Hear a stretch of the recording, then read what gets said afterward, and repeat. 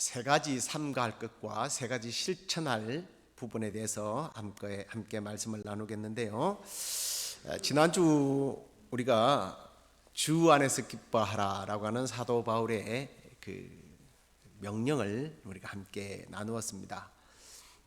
왕이 왕궁에 있는가 없는가는 깃발이 달려있는가 달려있지 않는가를 통해서 아는 것처럼 왕이신 예수 그리스도가 우리에게 있는지 없는지, 그것은 우리 안에 기쁨이 있는지 없는지를 통해서 우리가 얼마든지 분별할 수 있다 말씀을 드렸습니다.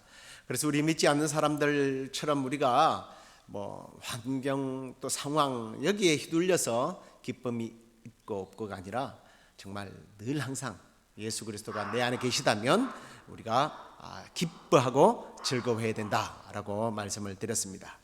자, 오늘 우리가 함께 읽은 이 본문은 세 가지의 삼가할 것 그리고 실천해야 할 것이 있다고 했는데, 이 앞에 이 세 가지는 사실 우리로 하여금 예수 그리스도 안에서 누려야 할 기쁨을 빼앗는 것들이에요.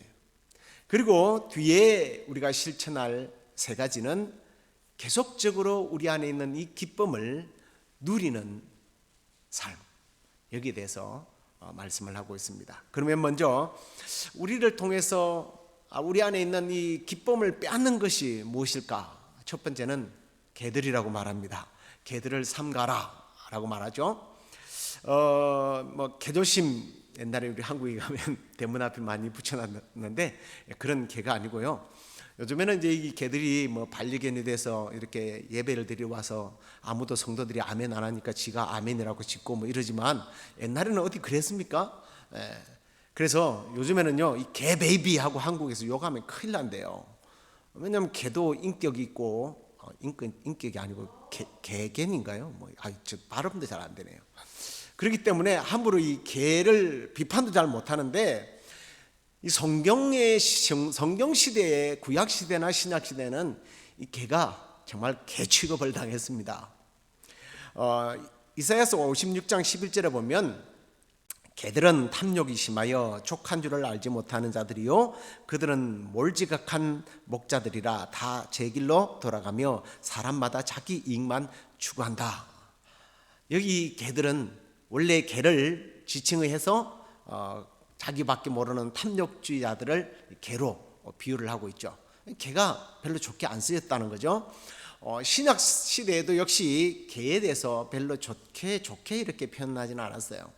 누가복음 16장에 보면 부자와 거지 나사로에 대한 이야기가 나옵니다. 거기 보면 16장 21절을 보시면 부자의 상에서 떨어지는 것으로 배불리를 하며 심지어 개들이 와서 그 헌대를 핥더라 라는 내용이 예수님께서 내용을 전하고 계시는데, 이 거지 나사로가 부자의 상에서 떨어지는 것을 먹으려고 할 때 개들이 방해하고 그 아픈 상처를 핥고 있는 이런 모습이에요. 당시의 기록을 보면 개들이 사람들을 해치는 경우가 많아서 사람들이 외출할 때는 몽둥이를 가지고 다닐 정도였다고 합니다. 개들을 쫓기 위해서. 사람들을 해치는 개의 존재, 이걸 나중에 베드로는요, 사람에 비유해서 잠언 26장 11절에 나오는 말과 또 당시에 그 말을 빌어서 붙인 속담을 더해가지고 이렇게 말하는 걸 봅니다. 베드로서 2장 22절 보면 참된 속담에 이르기를 개가 그 토하였던 것에 돌아가고 돼지가 씻었다가 더러운 구덩이에 도로 누웠다 하는 말이 그들에게 응하였다. 회개를 했지만 또 그 죄를 반복적으로 지으면서 넘어지는 그 사람들을 개라고 표현을 했어요. 이렇게 유대인들은요, 개를 싫어했습니다. 그래서 좋지 못한 행동을 보거나 말을 할 때, 또 우리 신앙인들은 그런 신앙생활을 할 때 정말 개 같다라고 하는 표현을 서슴없이 사용했던 겁니다. 그러면 사도 바울이 지금 이 삼가하라고 하는 이 개들은 누구냐 하는 거죠. 당시의 종교 지도자 그룹을 말합니다. 더 정확하게 말하면 율법주의와 형식주의로 살아가는 사람들, 속은 변하지 않았음에도 밖으로는 신앙생활 잘하는 모습으로 살아가는 외식주의자들을 말해요. 특히 또 이들은요, 자기들은 예수님도 그런 표현을 했지 않습니까? 자기도 천국에 못 들어가게 하고 남도 천국에 못 들어가게 하는 사람들이다. 자기는 말씀을 안 지키면서 남은 지키도록 요구하는 사람들, 이런 사람들을 예수님이나 또 베드로나 또 선지자들이나 또 이 사도 바울은 개라고 그렇게 지칭을 하고 있는 거예요. 이들이 얼마나 백성들 앞에 부당한 것을 요구하고 형식적인 신앙생활을 하는지 그 예가 마가복음 12장에 나와요. 그 마가복음 12장에는 두렙돈 동전을 헌금한 과부에 대해서 예수님이 칭찬하는 내용이에요. 근데 그 주님께서 칭찬하시기 전에 39절의 말씀에 보면 서기관들을 삼가하라. 바울은 개들을 삼가라고 그랬는데 예수님은 서기관들을 삼가라 하면서 40절에 이런 말씀합니다. 그들은 과부의 가산을 삼키며 외식으로 길게 기도하는 자니 그 받는 판결이 더 중하리라 하시니라. 이러면서 41절에 이 두렙돈 헌금을 드린 과부를 칭찬하는 내용이에요. 자, 우리가 이 40절 말씀을 보지 않고 41절만 본다면 헌금을 적게 드려서 혹은 전부를 드려서 이 여인은 예수님으로부터 칭찬을 받았다라고 생각하지만 사실은 자기가 가진 전부를 털어낼 수밖에 없도록 만드는 이 서기관들의 죄를 고백하고 있는 거예요. 지금 고발하고 있는 거예요.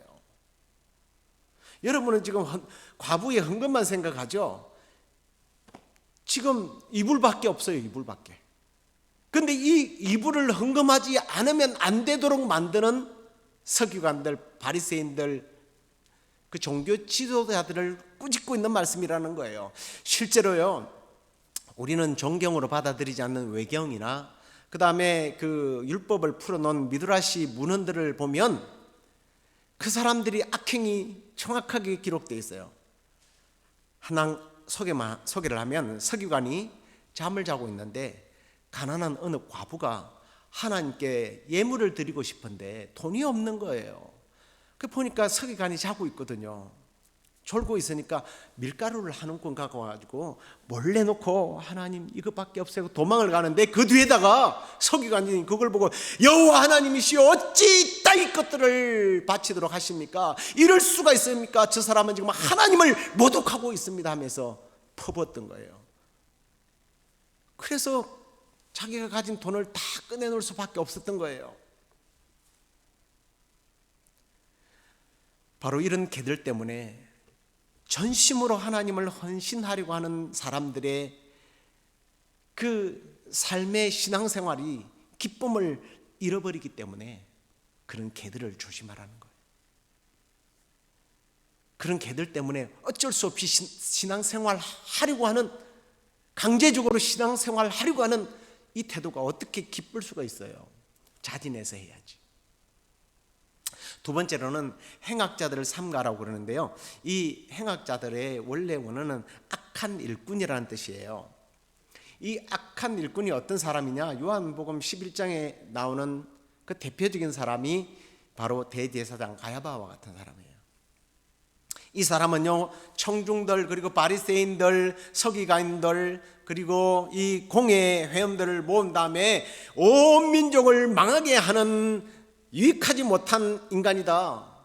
그러면서 로마인이 와서 이 사람 때문에 유대의 땅과 민족들을 다 빼앗아갈 것이다 이러면서 예수님을 죽이도록 유도한 사람들이에요.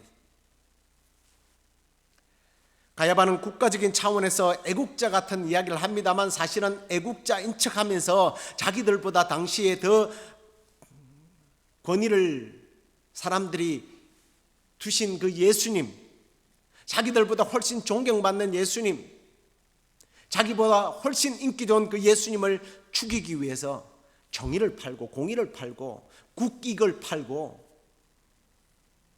자기의 살궁리, 자기의 배를 채우는 자들을 여기서 말합니다. 사실 사도 바울이 이런 사람들 때문에 로마의 죄수의 신분으로 끌려온 거거든요. 사도행전 23장 12절에 보면 사도 바울이 이렇게 잡히기 전에요, 먹지도 않고 마시지도 않고 바울을 죽이기로 동맹한 사람들이 40명이나 되었습니다. 하나님의 일을 하는 사람을 죽이기 위해서 결사대가 조직된 거예요.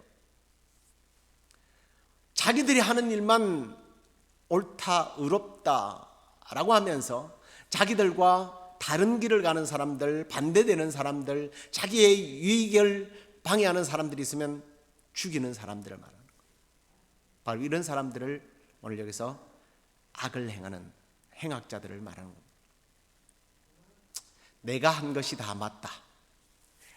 이게 남의 이야기 같지만 요즘 젊은 세대들은 그런 분들을 어떤 세대라고 부르는지 아십니까? 저도 참 재밌어서 이랬는데 라떼라고 부르대요. 라떼 세대. 이게 라떼가 아니고 나떼라는 말을 이제 젊은이들이 그렇게 라떼 세대다 그러는데, 나떼는 말이야 교회 예배를 이렇게 드렸어. 나떼는 찬송가 이렇게 불렀거든. 나떼는 기도를 이렇게 했어. 나떼는 선교 이렇게 했어. 나떼는 봉사를 이렇게 했어. 자기의 주관적인 경험을 가지고 이걸 절대화시키고 이 어떤 전통에서 흘러나온 것들을 정통으로 오리지널로 둔갑을 시켜서 자기만의 신앙이 바른 것이고 다른 사람들이 하는 일들은 다 잘못된 것으로 판단하는 일들. 그 생각만으로 갖고 있는 것은 좀 나아요. 그런 사람들을 방해하고 일하지 못하게 하는 이런 사람들. 이게 뭐냐면 악을 행하는 거예요. 그런 사람들이 우리 주위에 있다는 것은 당연히 예수 그리스도 안에서 발견된 이 기쁨이 뺏기죠. 그래서 바울은 그런 사람들을 조심하라고 이야기하는 거예요. 혹 여러분이 경험했던 주관적인 경험이 이게 전통이라고 믿고, 아니 정통이라고 믿고 이게 복음이라고 믿는다면 여러분 그건 큰 오해라는 것을 알아야 합니다. 우리 신앙생활은요, 나의 주관적인 경험 이것들을 성경에 객관화시킬 필요가 있어요. 그래서 우리는 어떻게 하든지 하나님의 말씀, 이 말씀 앞에서 이 말씀이 어떻게 말하느냐, 시편 기자가 주의 말씀은 내 발의 등이요 내 길의 빛이니이다. 주님 말씀만 앞세울 때에 우리 안에 기쁨이 회복된다는 거예요. 그 다음에 세 번째로는요, 몸을 상해하는 자들을 삼가라 그랬는데 사실은 이게 할례자들에 대한 이야기입니다. 손 할례자들. 옛날 번역이 좀 나은 것 같아요. 옛날에는 손 할례당을 삼가라 그랬는데 여기는 그냥 몸을 상해한다 그러니까 뭐 문신하고 막 이렇게 자기 몸을 상해하는 사람들로 생각하는데 그게 아니에요. 이 할례가 할례받지 않으면 구원받지 못한다라고 하는 사람들 말이에요. 근데 이게 지나치다 보면 할례 받으면 무슨 짓을 하든 상관없이 구원받는다라고 생각하는 사람들이었던 거죠. 근데 이제 이건 할례의 원래 시초 시작을 잘못 오해한 데서 이 영적인 부분을 놓쳐버린 사람들의 이야기예요. 이 할례 이야기를 좀 뭐 길게 하려면 길게 해야 되는데 시간이 없으니까 짧게 할게요. 잘 들으세요. 창세기 17장에 보면 이제 아브라함과 연관이 있다는 것을 보게 됩니다. 하나님께서 아브라함을 준다고, 아브라함에게 자식을 준다고 그랬는데 자식이 없으니까 이제 엘리에셀을 상속자로 삼겠다. 그랬더니 하나님, 야 무슨 소리, 네 몸에서 난 자식이라 된다. 그래서 아 그래요? 그리고 시간이 지났는데도 안 생기니까 결국은 하갈을 통해서 이스마엘이라고 하는 아들을 얻어요. 이게 다 자기 방법대로 그냥 자기가 알아서 생각하고 하는 거예요. 하나님께 묻지 않아요. 하나님 삐져가지고, 삐졌다고 하는 말은 좀 그렇습니다만 하나님께서 이거 안 되겠구나. 그래서 그 순간부터서 하나님은 13년 동안요 아브라함과 대화를 안 해요. 나타나질 않아요. 여러분 이게 믿는 사람에게 있어서 큰 충격이에요. 17년 동안 하나님께서 계시를 주시지 않는다, 말씀하지 않는다. 얼마나 답답하겠어요. 드디어 아브라함이 99세가 됐을 때 하나님께서 나타나셔서 그에게 말씀을 하셨습니다. 근데 첫 말씀이 뭐냐면 너는 행하여 내 앞에서 거룩해라, 완전하라 라고 하는 말씀을 주십니다. 그러면서 할례를 받게 하셨어요. 이 할례는 뭐 잘 알다시피 남자의 생식기 부분을 조금 잘라내는 건데 이 의미는 나는 죽었다는 의미예요. 생육하고 번성하는 것을 끝낸다는 의미예요. 자, 생식 능력이 끊어진 상태에서 이제 하나님께서는 아들을 주시겠다라는 거예요. 그래서 아들을 얻었잖아요. 그러니까 이 할례라고 하는 것은 거룩하다라고 하는 의미도 있지만 원래 의미는 내 노력이나 실력이 아니라 오직 하나님의 은혜로 살아간다. 하나님의 은혜로만 살아가겠습니다라고 하는 표로 받는 것이 이 할례란 말이에요. 이런 할례의 영적 의미를 모르고 이 사람들은요, 그냥 몸에 흔적만 남긴 할례를 받은 것을 자랑을 하고 다녔던 겁니다. 할례가 곧 믿음이고 이 믿음이 천국을 소유한 것으로 착각하고 이 할례를 절대화시켜서 할례를 받지 않으면 마치 지옥에 가는 것처럼 얘기했던 사람들이 손할례당들이었습니다. 이 손할례당들은 결국에 있어서 예수 그리스도의 십자가의 능력보다 할례가 더 앞서 있는 거죠. 십자가? 글쎄 필요하겠지. 없는 것보다는 낫잖아. 하지만 할례 받지 않으면 구원이 없어 라고 주장한 자들이에요. 여러분, 이게 1세기경에 있었던 이야기가 아니에요. 오늘날도 이와 유사한 종교 행위를 강요하는 교단이나 교파들이나 유사 종교들이 얼마나 많은지 모릅니다. 예수 필요해. 그러나 예수보다 더 필요한 것이 있다면 예수님의 어머니, 성인들, 묵주 아니면 교주, 이게 손할례당들이에요. 그런 자들로부터는 구원의 기쁨을 가질 수가 없는 거예요. 그런 사람들은 사도 바울은 멍에도 같이 매지 마라. 그런 사람들하고는 밥도 같이 먹지 말라라고 권고하는 것을 봅니다. 자, 그러면 이제 주 안에서 우리가 참된 기쁨을 계속해서 그러면 유지해 나가는 방법이 뭐냐? 이제 읽지는 않겠습니다. 3장 3절 말씀에 바로 그 말씀이 나오는데, 첫 번째는 하나님의 성령으로 예배하라는 말씀이 나옵니다. 이 말씀은요, 봉사할 때의 기쁨을 말하는 것이 아니라 이 헬라에 보면 이게 라튜리오라고 하는 이 말이 있는데 이게 예배예요. 영어는 제대로 번역을 했더라고요. 워십이라고. 성령으로 예배하라는 말입니다.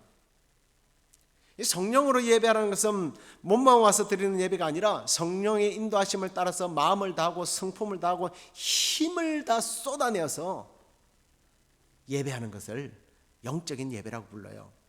영으로 예배하라. 어디서 많이 듣던 얘기죠. 예수님께서 사마리아에 사는 이 수가성 우물가의 여인에게 말씀한 내용이잖아요. 당시 사마리아 사람들은요, 이 아수르가 이 이스라엘을 침공해서 북이스라엘을 멸망시킬 때 다 도망을 갔는데 도망가지 않고 거기서 그냥 아수르 사람들하고 섞여서 살다가 보니까 혼혈족이 되어버린 거예요. 그래서 이스라엘 유대인들은요, 이 사마리아인들을 아주 그냥 아까 표현했던 그런 개취급을 했습니다. 근데 예수님이 유대인인데 가서 이 사마리아 여인에게 대화를 시도하니까 이 여인이 그런 말을 해요. 우리 조상이 그리심산에서 드리는 예배가 진짜 예배입니까?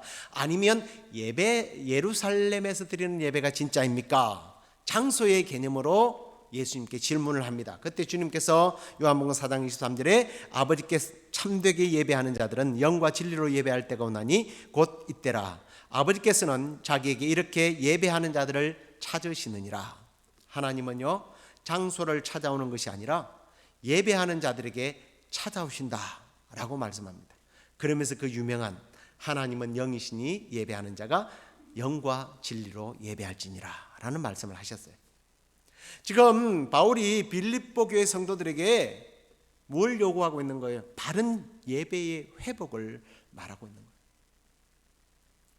앞에서 종교로 남을 정죄하면서 자기의 이익을 위하여 악을 행하면서도 자기 몸에 할례만 있으면 된다고 하는 사람들의 특징 중 하나가 영적인 예배보다는 성전적인 예배, 의식적인 예배, 형식적인 예배를 더 강조한 사람들이었단 말이에요. 그래서 바울은 장소, 곧 사람들 앞에서 자기를 자랑하고 자기의 의를 드러내려는 그런 예배가 아니라 성령의 임재 앞에서 예배하라는 거예요. 내가 하나님 앞에서 예배한다는 것을 인식할 때 진정한 하나님으로부터 오는 기쁨이 있다는 거예요.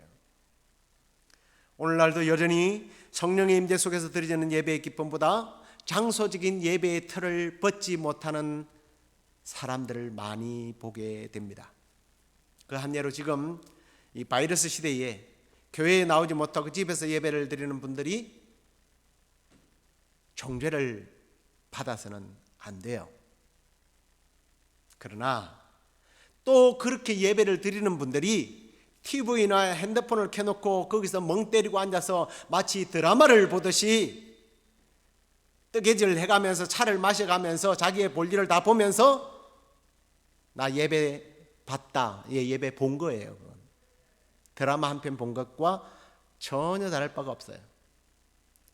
아니면 놀러 가면서 오늘 뭐 잘됐다, 날씨도 좋은데 텔레비 딱 그냥 앞에다가 예배 켜놓고 놀러 가면서 운전하면서 예배 드리고 내가 오늘 예배 드렸다고 만족하는 것, 이건 잘못된 예배예요. 그리고 오늘 이 예배의 현장에 나오셨음에도 불구하고 몸은 여기에 나와 있지만 우리의 마음이 딴 곳에 가 있다면 이것 역시 온전한 예배가 될 수 없어요. 심지어 현대는요, 멋진 교회, 큰 교회, 밴드가 빵빵하고 사운드가 그냥 아주 그냥 대단하고 훌륭한 가수들이 나와서 예배드리고 멋진 연출이 되면 오늘 예배 정말 좋았어. 예배가 은혜가 넘쳤네. 가만 듣고 보면 지가 하나님이에요. 하나님이 받으신 게 아니라 자기가 받고 간 예배, 자기가 좋았던 예배, 내가 잘 아는 찬송. 오늘 목사님이 내용한 말이 속이 시원했어. 왜? 평소에 내가 그 미워하는 그 사람이 딱 들으라고 하는 설교였거든. 그 사람을 깨닫게 했으니까 그날 설교는 너무 멋진 설교야. 여러분, 이건 예배가 아니에요. 진정한 예배자, 성령 안에서 예배자가 될 때에 우리 주님 주시는 기쁨이 넘친다는 거예요. 진정한 예배자가 돼서 주님 주시는 참된 예배를 경험하는 저와 여러분 되기를 주의 이름으로 축원합니다. 그리고 이제 두 번째는요, 예수님을 자랑하래요. 하나님의 성령으로 봉사하며 그리스도 예수로 자랑하라 그랬잖아요. 이 말씀은 내가 구원받은 것이 나의 신앙생활을 멋지게 함으로 마치 받아내는 상장으로 생각해서는 안 된다는 거예요. 나의 경험, 나의 실력, 나의 신앙의 수준, 신앙의 시간들, 이 모든 것들이 합력해서 구원을 이뤘다라고 생각한다면 거기에는 기쁨이 당연히 사라질 거예요. 왜냐하면 그 상장을 받기 위해서 얼마나 피나는 노력을 해야 돼요. 그렇다고 신앙생활 아무렇게 하라는 얘기가 아니에요. 예수가 없는 나는 있을 수가 없는 거예요. 예수님이 없는 천국이 있을 수가 없어요. 나의 삶의 근거가 오직 예수 그리스도화 되어야 된다는 거예요. 모든 것이 예수 그리스도로 말미암음입니다 할 때 기쁨이 있다는 거예요. 우리 찬송, 나의 평생 자랑은 주의 십자가로다. 나의 평생 자랑이 십자가가 될 수 있는 사람만이 기쁨이 그 안에 넘치게 되는 줄로 믿습니다. 세 번째로는요, 육체를 신뢰하지 말라고 그래요. 육체를 신뢰하지 아니하는 우리가 곧 할례파라. 손 할례 받은 사람들은 구원의 표시로 육체의 흔적을 신뢰했지 않습니까? 근데 이것은 행위의 구원을 말하는 거예요. 앞에도 말씀드린 것처럼 자기의 의와 공로, 자기의 실력, 이걸로 받았다는 거예요. 근데 죄송하게도 구원은 나의 공로가 0.0001%도 없어요. 구원은 전적으로 하나님의 은혜입니다. 우리가 아까 불렀던 찬송, 하나님의 은혜로 이 쓸데없는 자 왜 구속하여 주는지 나는 알 수 없도다. 사실 거기에 삽입시켰던 에베소서 2장 말씀, 사도 바울이 허물과 죄로 말미암아 우리는 죽었던 존재라고 그랬어요. 하나님 그 은혜로 살려주셨어요. 제가 종종 말씀드립니다만 죽은 시체 보고도 깨끗이 닦고 세수하고 옷 갈아입고 제대로 해오면 내가 너 살려줄게 이러면 말이 되는 거예요. 살려놓고 나니까 이게 웬 때입니까? 너무 지저분하네요. 어떻게 해줘? 어떡하죠? 이게 정상 아니에요? 하나님의 은혜로 살려놓고 나니까 내가 예수 그리스도 앞에서 죄인인 것을 발견하게 되는 거예요. 그래서 십자가 앞에서 회개하고 자복하면서 예수 그리스도를 나의 구주로 영접합니다고 입으로 시인할 뿐, 그 모든 과정의 주체는 예수 그리스도 하나님이 하신다는 거예요. 그럴 때 좀 기쁘지 않나요, 여러분? 내가 다 한다고 생각하면 아유, 얼마나 힘들겠어요. 우리 하나님께서 이루신다.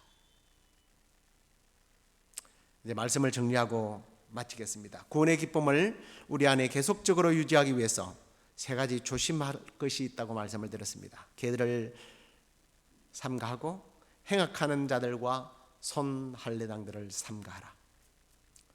이러한 사람들을 피하고, 아니 나 자신이 그런 행위가 있는지를 살피면서 그런 부분들이 있다면 그것들을 다 우리 안에서 버려야죠. 이건 사실은 소극적인 방법이지만 더 적극적인 방법으로 성령으로 예배하고 나의 의와 공로를 자랑하지 않고 십자가를 자랑하면서 행위 구원이 아니라 오직 예수 그리스도로 말미암는 구원이 나에게 있다라고 하는 사실을 믿게 될 때에 우리에게 참된 기쁨이 계속해서 유지될 수 있다고 말씀드렸습니다. 내가 뭔가를 해서 구원을 따내려고 하는 율법적인 접근은 우리로 하여금 더욱더 힘들게 할 겁니다. 복음 안에 사셔야 합니다.